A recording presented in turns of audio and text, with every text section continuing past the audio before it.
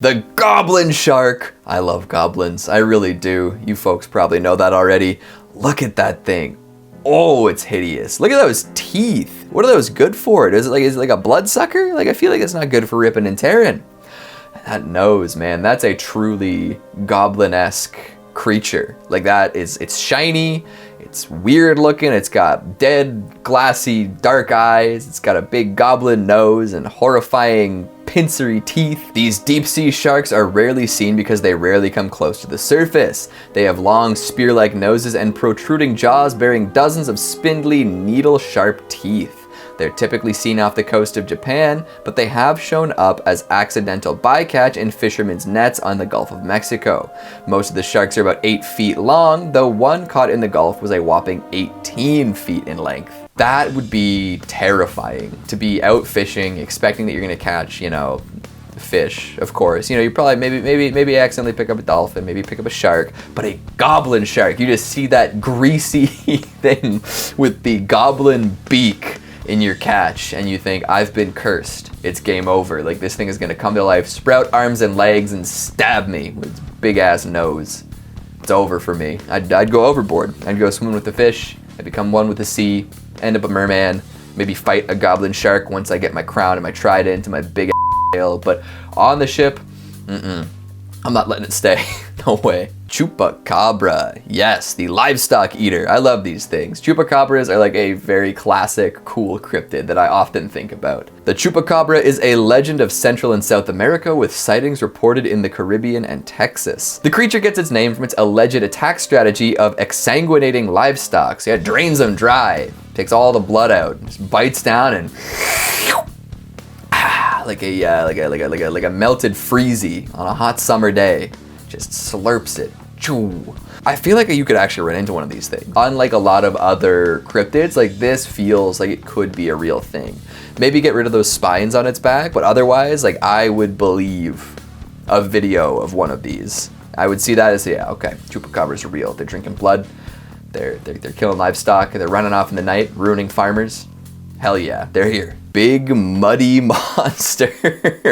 Oh, that's very descriptive. That is a very big, very muddy, very monstrous thing. Big muddy monster from Muddiesboro, Illinois, near Southern Illinois University Carbondale, has repeated sightings and smellings. This thing stinks too, of the big muddy monster. Many believe it to be related to, if not the same as, the crevecoeur monster, sighted near the St. Louis suburb.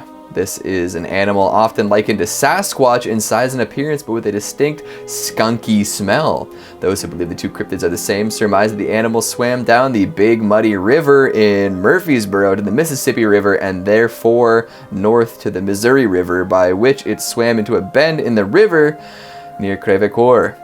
Wow, a big stinky Bigfoot. That's kind of like the skunk ape, but it's like a river monster.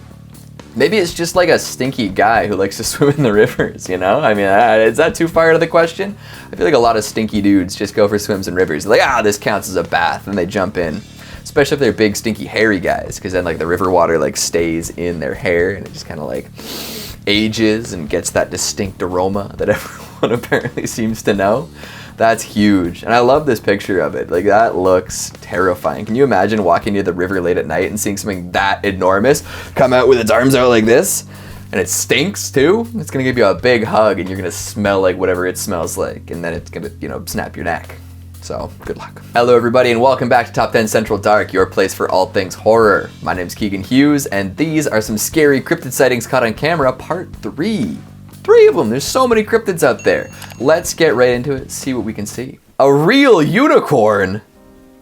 No. Maybe? I mean, it doesn't look how I would imagine a unicorn, right? Usually unicorns are more horsey in shape than whatever this is. This looks kind of like goat-ish. Let's see. Oh, it is a real species. Huh. There we go, eh? The Sowala is a species that could be mistaken for a myth, but it's real. Sometimes known as the Asian unicorn, the Sowala is a creature related to wild cattle. Yeah, it had a cow look to it. It did. It lives in remote areas of Vietnam and Laos.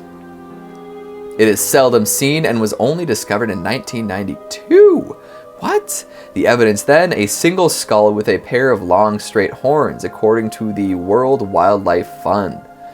1999, a couple of Sowalas were seen on camera traps, proving that they still survived in the wild. That's wild. That's crazy. Although they did say there's 2 horns. We still haven't found that elusive one-horn creature. Maybe someday. Maybe we'll call the Goblin Shark the unicorn of the water for now, because it's got one big nose that counts as a horn. But otherwise, we're still on that 2 game. We got to get it down to 1. Then we can know for sure that unicorns are roaming the earth. The Roogaroo. Oh, that's a nasty rendition of that. I've seen like a bunch of kind of like cheesy looking ones before, but that looks sick.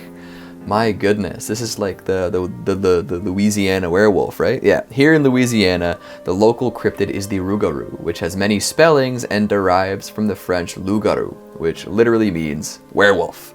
Although relatively common across the French-speaking world, like so many things, it appears to have gained particular prominence in the swamps of Louisiana.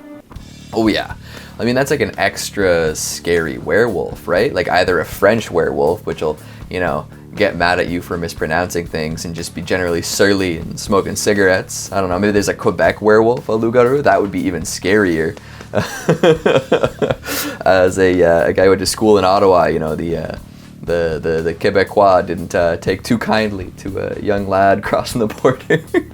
And of course, the Louisianan werewolf in the swamps. There are so many good urban legends, cryptids, etc. out of the swamps, man. Good stuff. The Jersey Devil. This one's a legend, eh? Like, I've heard about this one lots. The Jersey Devil, also known as the Leeds Devil, is a legendary creature said to inhabit the Pine Barrens of South Jersey. The creature is often described as a flying biped with hooves, but there are many variations. The common description is that of a bipedal, kangaroo-like or wyvern-like creature with a horse or goat-like head, leathery bat-like wings, horns, small arms with clawed hands, legs with cloven hooves, and a forked tail. This thing is just a chimera, just the modern chimera. No more myths and legends. This is happening now. Is that what the Jersey, like the New Jersey Devil, the hockey team, is that what they're named after? Because that would be cool. I guess I mean, it could just be devils because like it's like a sports thing, but like it'd be cool if it was this, because they've got like forked things on their logos, right? Could be his forked tail or a pitchfork. Either way, do you think people like run into these often? They're pretty freaking nasty looking, eh? Imagine seeing that on your hike, you know? It's like you're expecting to look up and see a bird, you know, maybe like a squirrel. No, it's awful amalgamation of like 8 different animals just freaking you out. You're not gonna forget that. Old Ned. Oh, this is a really old Ned, like supremely old based on this drawing of it. You don't get things like this that aren't in textbooks, let's be real.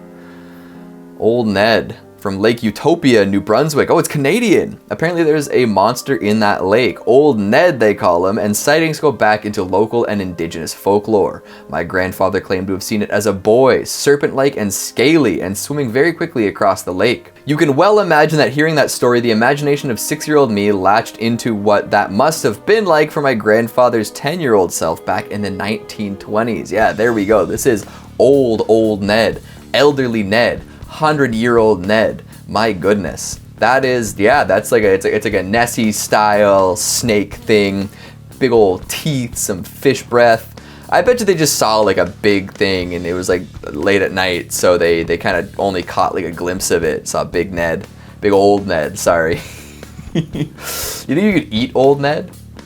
If they saw it in the 1920s, do you think old Ned's still around? I'd like to meet old Ned. I'd like to go out to New Brunswick and take a nice swim with old Ned. I bet you he's friendly. Ah, the Loch Ness Monster. What a classic.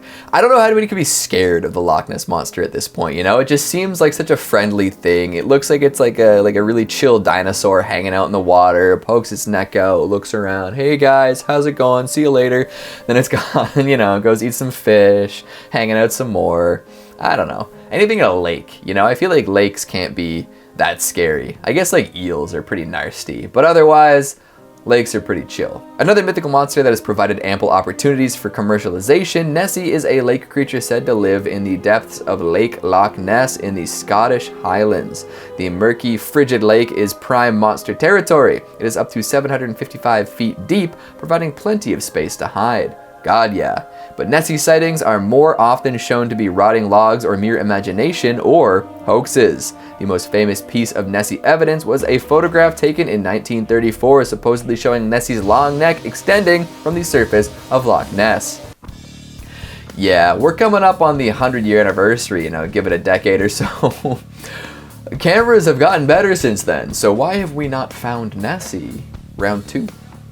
Why don't we have any high def? That's the thing, is like when we see pictures of any of these things, the skunk ape, the Sasquatch, Loch Ness Monster, they're all on like the lowest resolution possible.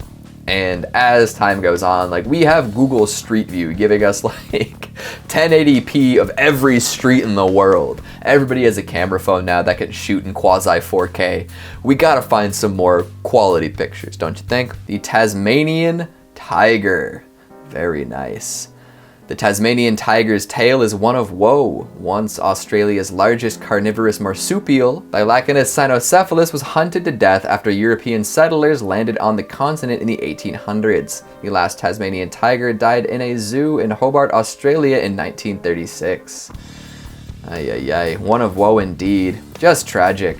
I don't know what the point of hunting these things to extinction would be, but that's what happens, I guess. My goodness. Rest in peace, Tasmanian tigers.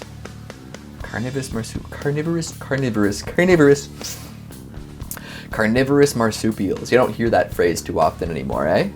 Wild. And that's all the time we have for today. Hope you enjoyed all of these cryptids and some not so cryptids. We had some real animals in here today. Very nice. So what'd you think? Any of these real, that outside the ones we've proven are real? Do you think we'll ever discover more evidence? Make sure to let me know what you're thinking in the comments. Stick around for some bloopers because I just tripped over everything today. Thanks for watching. I'll see you next time. The creature gets its name from its alleged attack strategy. Exsanguinating. Wow, there's some words in this one. Dilachinus. Oh my God. Cynocephalus. Azaskia kaza. Me latched into what is this sentence? Sorry, just let me get it right. Chupacabra. Oh yeah, oh, I'm yawning. I'm sorry. I'll say this one again. And somebody is ringing the doorbell like a freaking freak. Unbelievable.